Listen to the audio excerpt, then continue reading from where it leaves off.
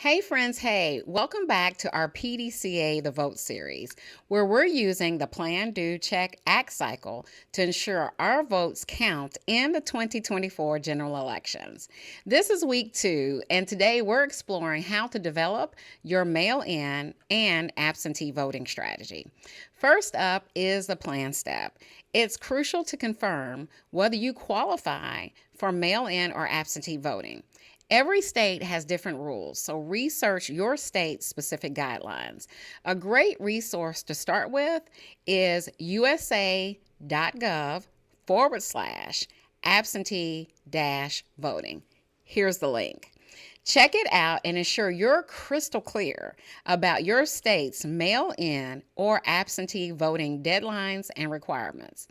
Next, let's move on to the do phase. Listen, friends, listen. Pretty please, request your ballot as early as possible. Don't wait until the last minute. Note the deadline for returning your ballot so you don't miss out. So do request it early and make sure you know when it's due. Then it's time for the check or study phase. Once you receive your ballot, read it carefully for accuracy. Please double check that you understand all the instructions and you follow them to the letter. This is super important, ensuring that your vote is counted and it's counted correctly. Finally, let's discuss the act stage. Complete and return your ballot early to avoid delays. And you can track your ballot using your state's tracking system to confirm receipt and acceptance. Now, here's a quick story on how the mail-in and absentee ballot rules can vary by state. So there are websites that have great information about mail-in voting and absentee ballots. And two of those websites are whenweallvote.org and usa.gov. And there's even an option to send you your ballot. But in Kentucky, third parties aren't allowed to send you your mail-in or absentee ballot. If you are a Kentucky resident, you must request your ballot via the state portal.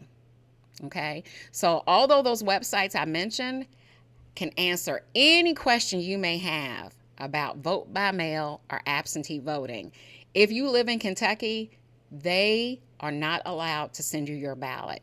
You must go to the state portal to request your ballot. So make sure you're aware of what the requirements are in your state.